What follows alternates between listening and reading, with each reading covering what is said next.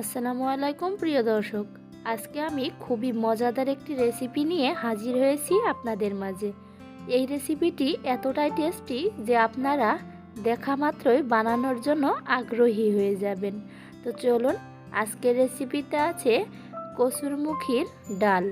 আজকে আমি রুই মাছের মাথা দিয়ে কচুরমুখির ডাল রান্না করে আপনাদের মাঝে শেয়ার করেছি।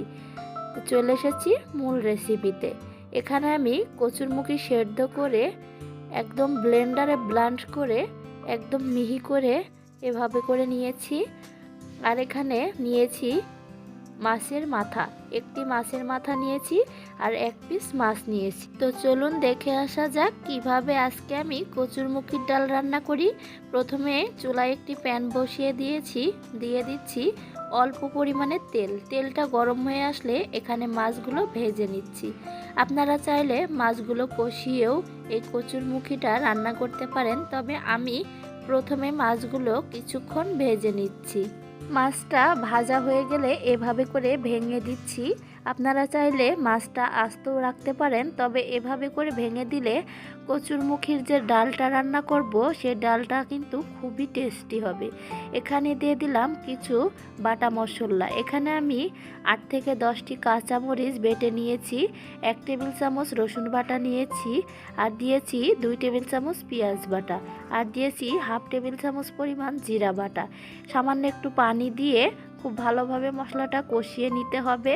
এখানে দিয়ে দিয়েছি স্বাদ মতো লবণ আর পরিমাণ মতো হলুদের গুঁড়া। হলুদের গুঁড়াটা আপনারা আপনাদের পরিমাণ বুঝে দিবেন। তো এখানে আমি ব্লেন্ড করে রাখা কচুরমুখী দিয়ে দিচ্ছি। এই কচুরমুখী রান্না করতে গেলে হলুদের পরিমাণটা একটু বেশি লাগতে পারে, তবে আমার এখানে প্রায় 1 টেবিল চামচ পরিমাণ হলুদের গুঁড়া লেগেছে।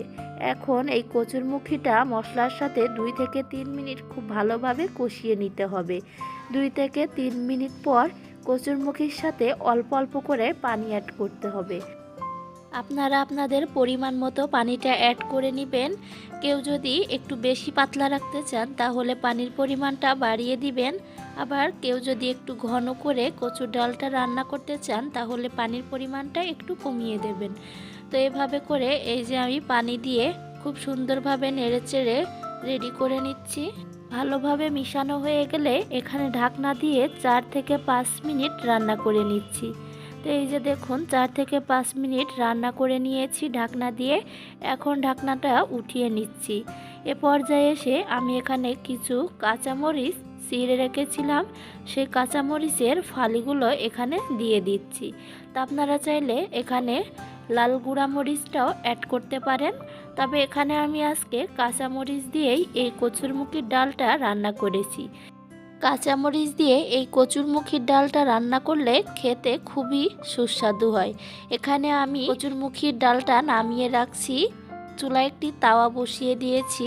তো তাওয়ার উপরে আমি দিয়ে দিয়েছি প্রায় 3 টেবিল চামচের মতো সয়াবিন তেল, আর দিয়েছি হাফ কাপ পরিমাণ পেঁয়াজ কুচি আর 2 টেবিল চামচ পরিমাণ রসুন কুচি।